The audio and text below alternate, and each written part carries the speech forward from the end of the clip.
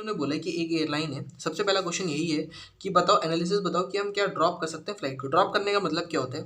देखो यार, अगर हम किसी भी चीज़ को रोकना चाहते हैं तो देखो कि अगर हम ड्रॉप करेंगे क्या उससे कोई बेनिफिट निकल के आएगा, कौन कौन सा कॉस्ट है जो मेरा नहीं होगा, हम उसको ड्रॉप कर देते हैं। तो खर्चे कहाँ से शुरू हो रहे हैं? खर्चे यहाँ से शुरू हो रहे हैं। वेरिएबल एक्सपेंस तो हो गई होगा ना अगर चलाओगे तो, ये यहाँ से खर्चे आपके एक्चुअल शुरू हो रहे हैं। सबसे पहले हम बात करते हैं सैलरीज की। सैलरीज ऑफ फ्लाइट क्रू 1,70,000 रुपये है। सैलरी के बारे में क्या बोला हुआ है इन्होंने? सैलरी के बारे में बोला है कि मेंबर जो है वो फिक्स सैलरी पे की जाती है। फिक्स सैलरी यानी कि बंद भी कर दोगे तो कोई फायदा नहीं होने वाला, ठीक है, छोड़ दो इसको। सैलरी में हमने कोई बेनिफिट नहीं होने वाला, सैलरी का हमने ले लिया, कोई बेनिफिट नहीं है। फिर हमने कहा फ्लाइट असिस्टेंट की सैलरी, तो उन्होंने कहा फ्लाइट असिस्टेंट जो है वो फ्लाइट के हिसाब से फ्लाइट बंद हो जाएगी तो 1,31,500 रुपये का जो खर्चा है पूरा का पूरा बच जाएगा। बैगेज का जो खर्चा है ये 63,000 रुपये खर्चा है, तो उन्होंने कहा ये ग्राउंड क्रू की सैलरी होती है और डेप्रिसिएशन होता है, ये भी खर्चा आपका अलोकेशन होता है, क्योंकि अलोकेशन होता है यानी कि अगर बंद भी कर दोगे तो भी ये रहता ही रहेगा, तो इसको हमने कोई फायदा नहीं है। 1/3 ऑफ लाइबिलिटी इंश्योरेंस। अच्छा, इसके बाद हम आते हैं ओवरनाइट राइड। ये कॉस्ट होगी अगर नहीं फ्लाइट ही नहीं चलेगी, कोई ओवरनाइट का स्टे नहीं होने वाला, बच गई कॉस्ट। फ्यूल, कोई फ्यूल का वो नहीं, खर्चा नहीं होने वाला, ये वाली कॉस्ट भी बच गई, दोनों कॉस्ट हमने बचा ली।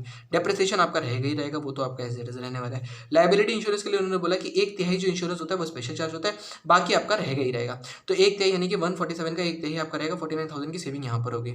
इसके बाद फ्लाइट का प्रमोशन, फ्लाइट उड़ानी नहीं है तो किस बात का प्रमोशन? 28,000 की सेविंग यहाँ से होगी। हैंगर पार्किंग फीस का हमने कहा ऐसा तो है फ्लाइट बेच रहे हैं, हम सिर्फ रोक रहे हैं ना उसको, अगर रोकोगे तो कहीं तो आपको पार्क करना पड़ेगा। इन्होंने कहा हर जगह की एक ही 7,000 रुपये लगेंगे, कोई सेविंग नहीं होने वाली। टोटल सेविंग कितने की हुई? 3,59,100 रुपये की हमारी सेविंग होगी अगर हम बंद कर देंगे उसको। और चला रहे थे तो कितना पैसा कमा रहे थे? 5,88,000 रुपीज़ कमा रहे थे अगर चला रहे थे तो अगर बंद कर दोगे तो घाटा ही हो जाएगा। सर इससे क्यों कंपेयर किया? देखो इसलिए कंपेयर करो क्योंकि चला रहे तो ये है और नहीं चलाओगे तो सेविंग आपकी ये निकल के आ रही है, सेविंग ये निकल के आ रही है, तो सेविंग कम है ना, सेविंग कम है ना, नेट लॉस ही निकल के आएगा ना, तो उसको चलाते रहो। इतना यहाँ पर बोलने की कोशिश करिए।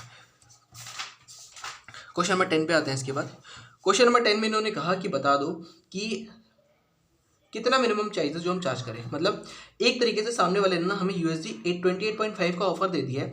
अब आप बताओ क्या हम USD 28.5 पे एक्सेप्ट करें कि ना करें। अच्छा, डायरेक्ट मटेरियल तो पूरा खर्चा होता है 1500 का, 1500 आपको कंसिडर करना पड़ेगा। डायरेक्ट मटेरियल में कोई भी ऐसी छूट नहीं होती है, ये पूरा का पूरा खर्चा है जो अवॉइडेबल नहीं है। डायरेक्ट लेबर भी अवॉइडेबल नहीं होता। लीकेज टेस्टिंग वैसे यहाँ पर दे नहीं रखा, लेकिन हम मान लेते हैं कि लीकेज टेस्टिंग, क्योंकि फायर एक्सटिंग्विशर की बात हो रही है तो ये खर्चा होगा ही होगा, क्योंकि आपको टेस्ट हर बार करना पड़ता है, कोई पहले से टेस्टिंग नहीं होती, हर बार करना पड़ता है, तो अवॉइडेबल कॉस्ट ही भी नहीं है। वेरिएबल ओवरहेड भी कोई अवॉइडेबल कॉस्ट नहीं, भी इनका होगा।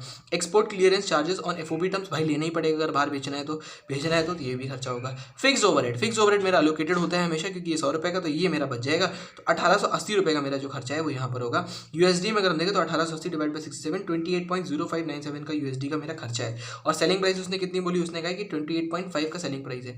ये कोड क्या? सेविंग कितनी होगी? 0.4403 की सेविंग होगी। 20,000 यूनिट्स पे $8,805 की सेविंग होगी। तो क्या करना है? कंटिन्यू करना है, बिल्कुल कर दो, कोई टेंशन वाली बात नहीं है। 11th क्वेश्चन की बात करते हैं। 11th क्वेश्चन में उसने कहा है एक रिपोर्ट बनाओ। तो सबसे पहले तो इस क्वेश्चन में ना मस्ट है रिपोर्ट का फॉर्मेट बनाओ कि रिपोर्ट है 2 किसको देना है। इसके बाद रिपोर्ट क्या है कि भाई हमने आउटसोर्सिंग करना है तो कैसे करके करेंगे